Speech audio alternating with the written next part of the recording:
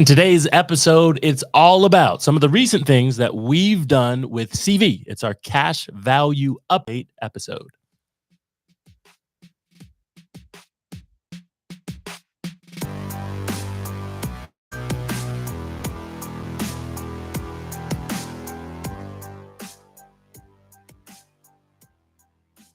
What's up, everybody? It is Jonah hosting this episode with my partner in crime. So we've done a few episodes together in the new year so far. Man.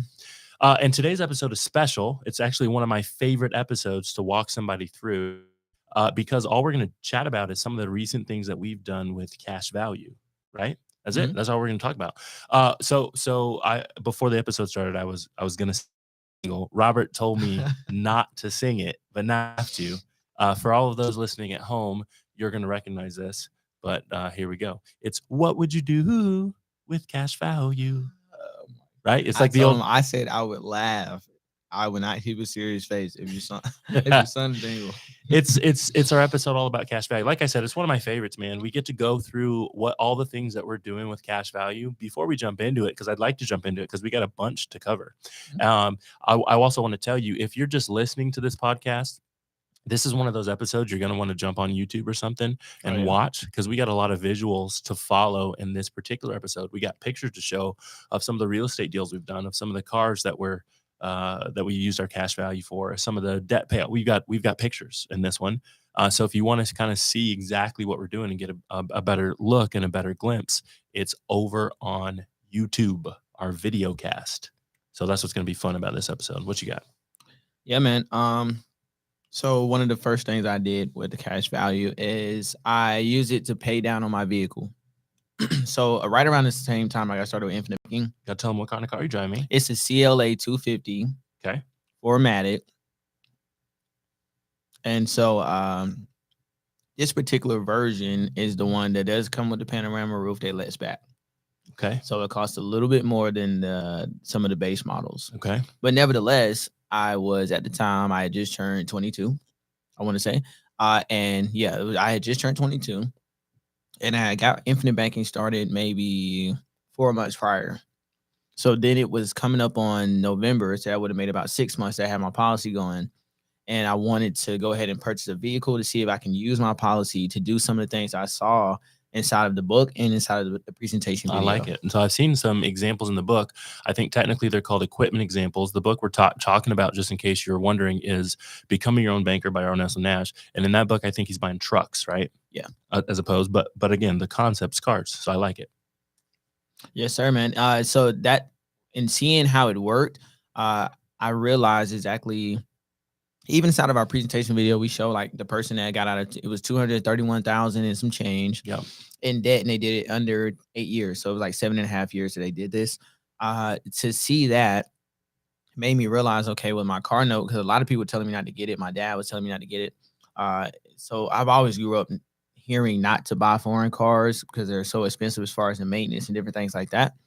But I did not want to be at a younger age and buy something that I wasn't going to be happy to get up and drive every day. Sure. So I feel a lot better when I crank up my car now than I did when I was driving my Honda, Sure. which my Honda was reliable. I love my Honda. It never did anything bad to me. It was reliable, all that. But I just feel better. Now, it hurts when you go fix that thing. Don't get me wrong. Sure. I feel it, $300 oil changes, stuff like that. But that's why you've got cash value, right? Yeah, exactly. And so, especially now, when you understand the banking system and controlling your financial environment, you stop thinking about things in terms of pricing. You start thinking about things in terms of how you can recapture your wealth and pay yourself back. I agree with that wholeheartedly. So I like, now I like paying a higher price for things. We talked about that in a previous episode. We talked about control, right?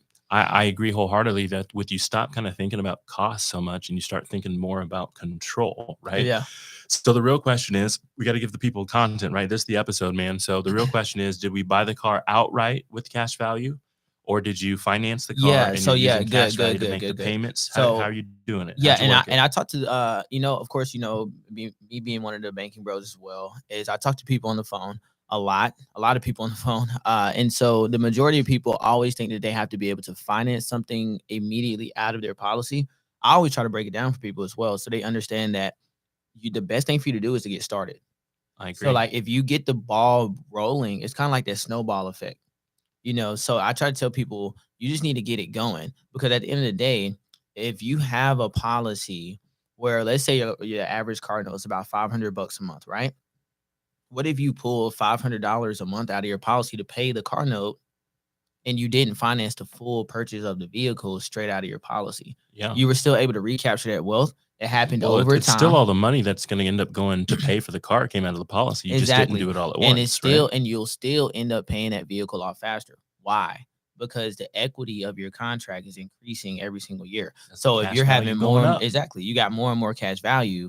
And so what that means is you're still going to end up paying off that vehicle faster than if you were to try to finance it directly out of your pocket or inside of another way. I like it. I like it. So since we're on the topic of vehicles, I'll talk about mine then, because I absolutely used policy cash value in order to do this car purchase. Now it's Okay, yeah, it's a great. little tricky how I did mine. So we're kind of in the same boat.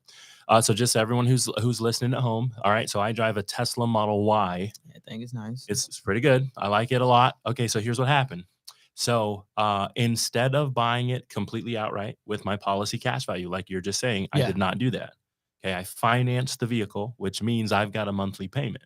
Yeah. But Okay. what I'm going to do is I'm going to use cash value to make those monthly payments on Got that it. vehicle. Right. Okay. Right there with me. Here's why I did not finance this car, or I'm sorry, here's why I did not pay for this car completely outright. Okay, so I'm actually going to pull it up here so everyone can pay attention, and then they'll know exactly what it looks like, just in case you need to look at it. Here, you pull it up for me. But what Sure. we've got is so if you know anything about Teslas, the Model Y is going to run you about $55,000 or $60,000. Okay. And the interest rate that was being charged at the time, if I was to finance the vehicle, okay, if I was to finance the vehicle, was going to be about 2.5%, like 2.5 or something like that. 2.5. Okay. Over the length of a 5-year window, average car note, they were only going to end up charging me somewhere around $25,000 or $3,000 worth of interest in total. Okay. In total, when it was all said and done. So instead of taking $50,000 or whatever it was, full cost out of my policy to save myself $2,500 of interest, what I actually did is I took that money and I put it inside of a private investment opportunity, private lending type of situation. That's good. Private lending type of situation. And when I did that, I'm actually making, okay, so let's say you put 50,000 in a private lending deal, it's going to pay you 10%. Okay. Does this make sense? Got you. That's $5,000 a year I'll make. Does Okay. this make sense to you? Makes great sense to So me. if I put 50 in that deal and I'm going to get 10% a year, and it's going to be there for 5 years, same time frame I would have been making the payments on the car. Exactly. What I'm going to end up making is $25,000. Does this make sense? $25,000. And I had the money to make $25,000 to $50,000 instead of giving the $50,000 to Elon over there, right, at Tesla. And then I saved myself $2,500, $3,000, sure, in interest, but I don't have any money to go make $25,000.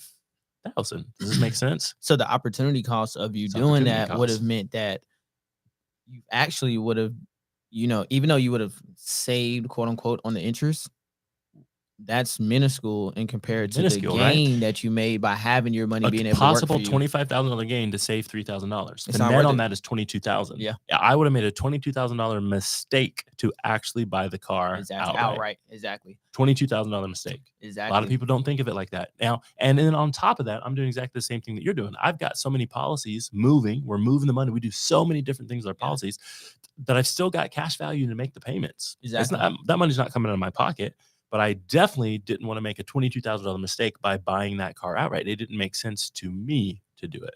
Right. But more importantly, too, though, is to speak kind of to what we're already saying is that, let's say in between this time, you're actually making small efforts to pay yourself back as well. Sure. Is that not more cash value that's then available on top of? Oh, it sure is. You see what I'm saying? Oh, That's it absolutely sure all is. and that's I think that's another thing that people miss out on, is that all in between the time that it takes you to, let's say, pay yourself back, you still have cash that you can use. You still made the investment or whatever it is that you wanted to make, but you choose how and when to pay yourself back, and as you're doing that, you keep the money that you pay back.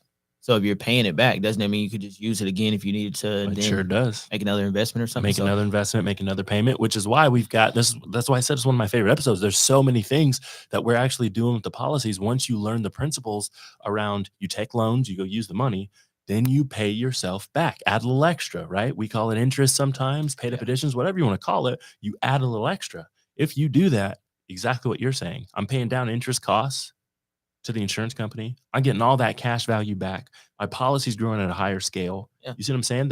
And then that allows me to do so many other Yeah, things. what I heard is you made an investment, you got a vehicle, and also too, you were able to grow your wealth all simultaneously. Literally simultaneously. The goal, I woke up that morning and I need a new car. But then all of a sudden, look at I just did 3 things in the process of getting a new car, right? As opposed to the old way, cash, finance, lease coming straight out of my pocket, right? Losing money and all 3 opportunities. If you finance, you're losing interest costs. You lease, you're losing interest costs. You use cash, right? You're losing the opportunity to go earn. Yeah, opportunity costs. I like what it is. All right, let's jump into the next one, man. What else you got? So I did a debt payoff as well. So debt consolidation companies call people a lot. You'll receive a lot of stuff in the mail, different things like that. And it doesn't matter what the debt is. It matters about the value more so. And even so, sometimes the volume of debt matters more than the actual rate, interest rate. Like for an example, if I charge you 20% on $1,000 loan, it might be a higher rate. But if you have a $10,000 loan out at 10%, that the volume of that loan matters more than the rate, right? That's right. So a lot of people mess that up when it comes to mortgages. A lot of people mess that up. If you talk to someone about their mortgage, all I hear is it's 2%, it's 3%, it's 4%, it's great. And I'm going, volume, folks, volume. Yeah, Go look at that's $400,000. That's yeah, volume. What are you? No, that is a big difference. Right. And so and then of course there is a difference between good debt and bad debt, right? And so I understood how to leverage that, and so all I wanted to do is I just wanted to be able to consolidate my own debt back to my own banking system. So when I pay my debt off, I wanted to be able to owe myself instead of owing someone else. Because when I paid that money back to the creditors, they're going to keep all the money that I pay plus the interest that I pay. Versus what if I can get out of debt and I can make myself wealthier in the process? And so that's major. And like I said, that goes for good debt or bad debt. And some people think, well, I went through the bank and I made an investment or whatever the case is, not bad debt, but you didn't control the financial environment. You weren't on both sides of that transaction. So either way it goes, you still finance the bank, which means the bank makes more money and they become a better institution. But the next time you need to finance something, you're going back to the bank again, rather than having that capital flow back into your system. Whereas you can start to leverage the bank less and actually start to leverage yourself more. I like it. All right, so I'm going to walk you guys through this one. I'm going to go kind of step by step. So last month, we decided to do kind of a team building trip around here. We were going to go to a different state. We're going to go to Idaho. We're going to go snowmobiling. So when you're part of the Cash Compound team, right, you got to understand that these trips are going to be sponsored and paid for and by CV, cash value, right? All we're talking about is cash over here. So we got to use the cash value in order to go on this trip, right? So we did some calculations up front, right? We ran some numbers. Well, the Airbnb will cost this, food will cost this. We got to rent some snowmobiles. We got to get gear, right? We did all the calculations. We determined it was going to be about $8,500 to get everybody in our group there, comfortable. It's pretty good, right? I mean, it's just snowing. When we got to go, we needed a guide to go snowmobiling. We can't just go snowmobiling in Idaho. I don't know where to go, right? We need a guide. There's a lot of expenses. It's going to be about $8,500 to get this done. So what we did is we took out a cash value loan for $8,500, right? Yeah. So now we've got the money sitting in our bank account. Got it. Does it make sense? Everybody gets on planes. We jump, we go across country. We go to Idaho, right? All right. Just in case you guys wanted to know, I've got a picture of our group at Idaho. Maybe we'll throw it up on the screen so you guys can see it. This is us having a good old time. Again, if you're just listening to the podcast, you got to imagine, okay, it's snowy. Very cold. It was cold. All right. Anyway, if you're watching on YouTube, here's some of us that went out that particular day on the snowmobiles. We got the money. We used the money to then buy all the stuff. Does it make sense? Yes, sir. Right? When we get there, it's some stuff you can pre-order, but if you need groceries, you got to go to Walmart. You got to go to the store and get them when you get up there. Does that make sense? So where do I need the money? I need the money in my bank account. That makes sense. We get up there, we got the money, we do all our swiping, swipe, lunches, dinners, games, right? Swipe. We used all the money. Okay. Mhm. We had a good time, as you can see from the photo, but now it's time to repay when we get back. Got it. Now, what we teach people to do is repay just like any bank would tell you to repay, month by month. That's how banks set up repayments. That's how the average person wants to repay anything, month Yeah. by month by month. So if we took $8,500 out for a personal loan from a bank, they might, I don't know, man, they might charge us 5%, 10%. I don't know. Haven't done that in a while. We want to get the banks out of our life over here, Yeah. right? But they might, right? And so what that means is we'd end up with a monthly payment, 300, 400, 500. It'd be something like that. And we'd probably pay on this bad boy for like 5, 6, 7 years. That's how the bank, the conventional bank, we got a couple on our corner, would set us up, right? Yeah, they're Okay. gonna have terms and conditions that you can contractually agree to There pay it that is. loan back. Now you're probably going to use income, $500 a month, $600 a month. You got to use income, money that we make to then turn around and pay the conventional bank. Which this comes back to the opportunity cost. Once it leaves your pocket, There it is. So I it's make gone. income, It can't make but that it can't make more $500 income of my anymore. income is gone. I Okay, have to give it to them. So it's done doing its job for you. It's done. I made it, but then I immediately have to give it away. So it's not working for me anymore. So it's right? like, okay, new employee for somebody else. Got you. Yeah. It's new. You got to give it to the bank. So what we want to do instead is keep all that money. That's what infinite banking is about. I want to keep all that money. I still want to have fun and go to Idaho and go snowmobiling with my team, right? But I also want to keep the money. So you didn't sacrifice one for the other. Exactly. So what we do is use our policy. Now we've got to repay our policy. Does it make sense? Gotcha. We got to repay the policy. We can do it month by month, week by week, every other month. We are in charge this time. We get to pick. So because we were in charge, fortunately enough, we had the ability to actually do a lump sum payment back to the policy.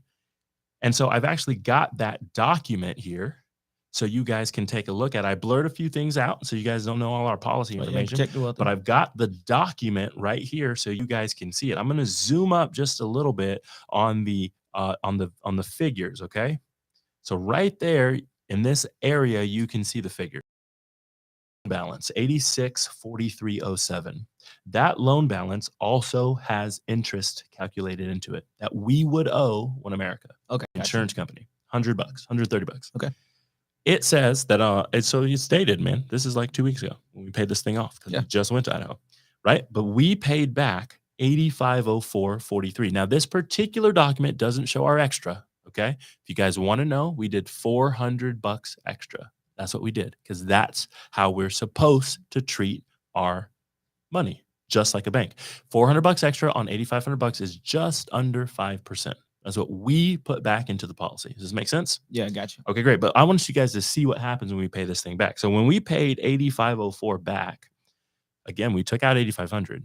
So what we actually paid in interest was $4.43. Does that make sense to you? You guys can see it on the screen. $4.43. It's written on the paper that we paid back 8504.43. We only took out 85. So we gave One America $4 for use of cash value. $4. Right? They refunded the interest that they would have charged back to us because we paid the money back. So it's right here on the document, $138.64. It says prepaid interest refund applied to us because they were going to charge. Where does that money go? Because it didn't come back to your house. It didn't come inside the mailbox. Where did it go? That money went into the cash value, right back into our cash value. Okay, so I have more now on the next. So if I want to take another trip to Idaho, we're taking another trip to Idaho, right?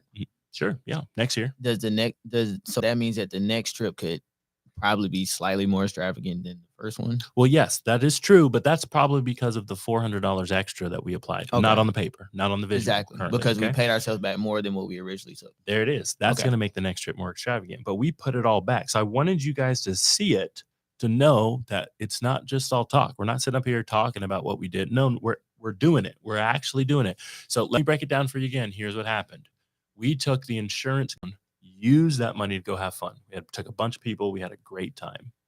We used our income to put that money back inside the policy with extra, which gives us access to all of the money.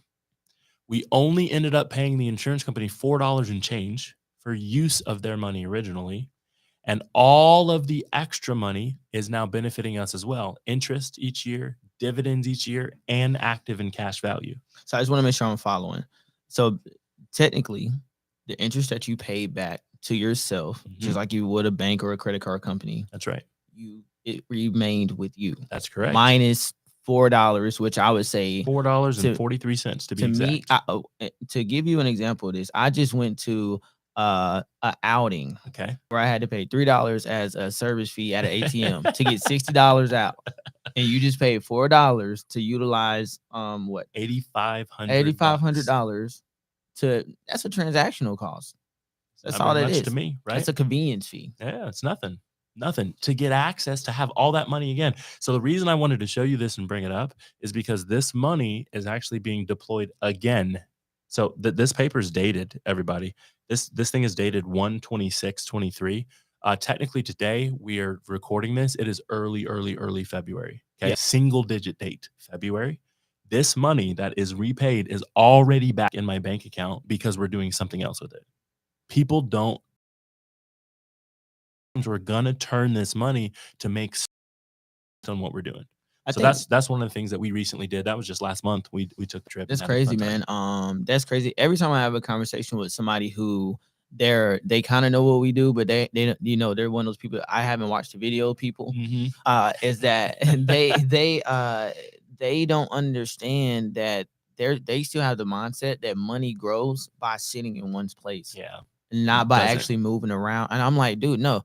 I tell people all the time, no, you need to take a loan. The reason why you need to take a loan is because it's the opportunity cost on both ends. Yep. You fix the opportunity cost in terms of, if you get started with infinite banking, you fix the opportunity cost of putting your money somewhere where it can grow while you can still leverage it to do something else. Now you still have a second opportunity cost. The second opportunity cost is how you're financing your lifestyle currently instead of financing it through yourself.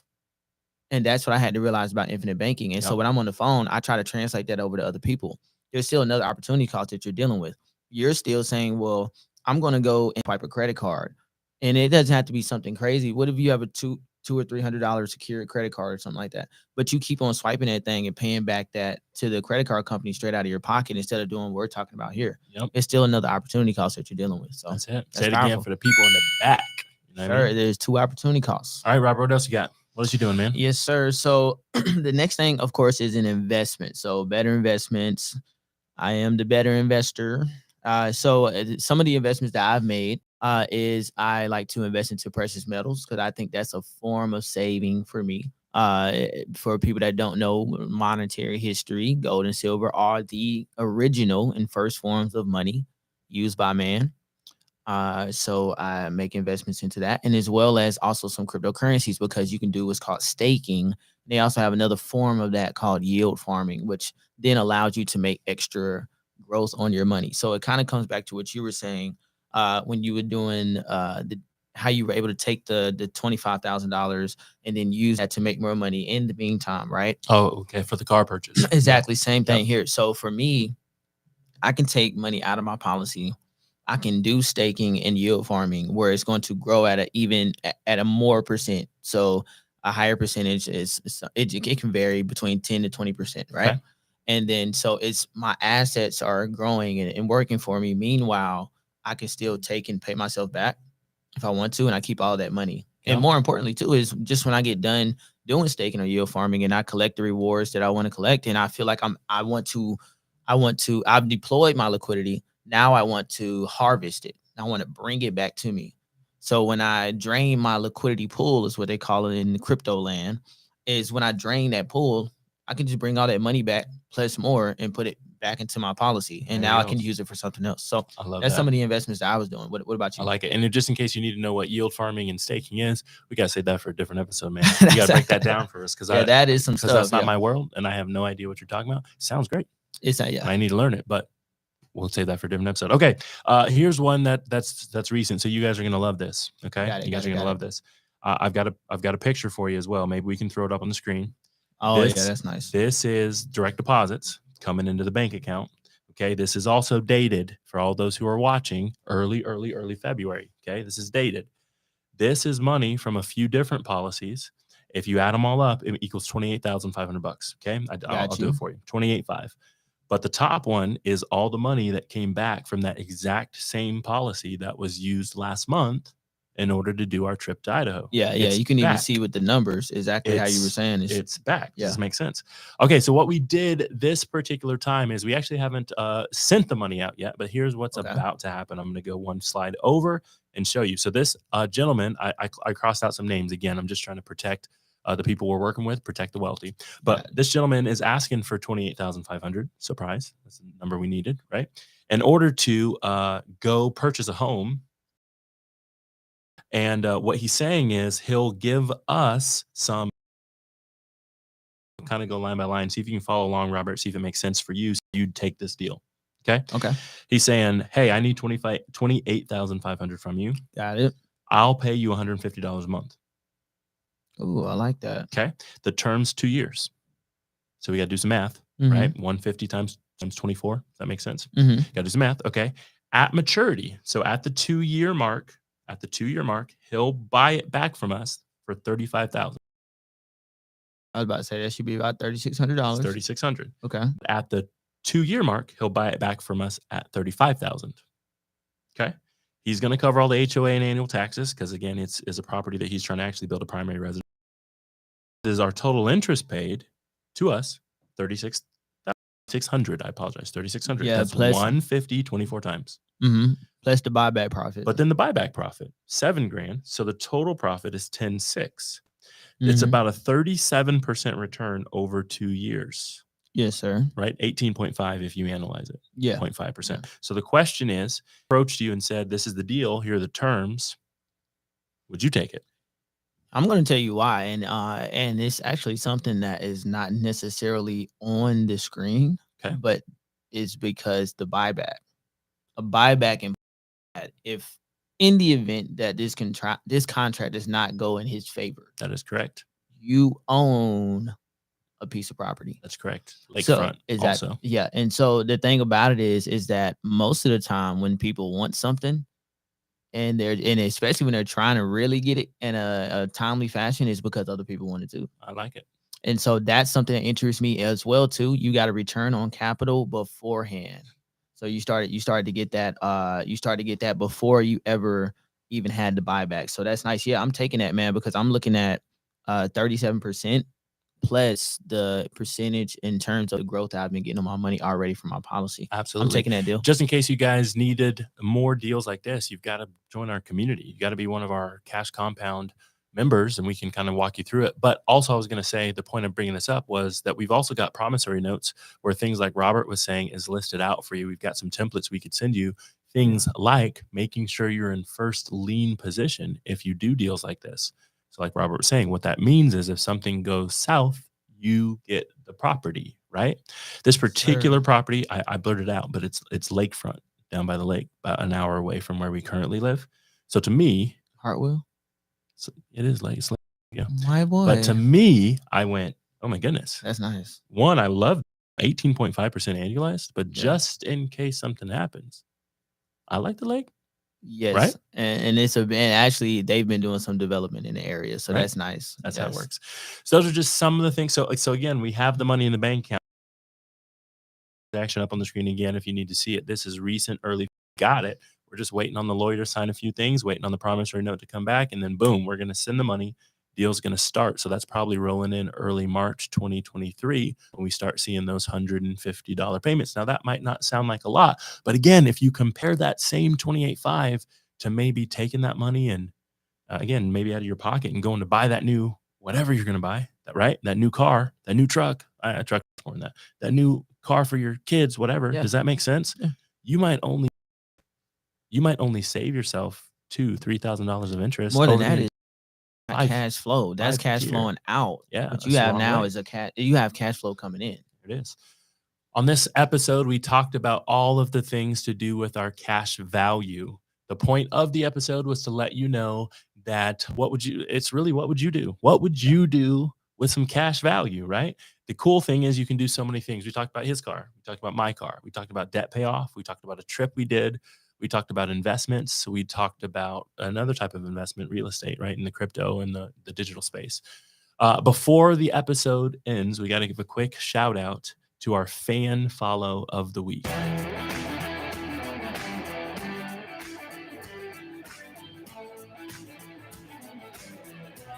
All right, everybody, today's fan follow is coming to you from YouTube, actually. So there's technically a subscriber. We appreciate you, All right. Mr. Briggs.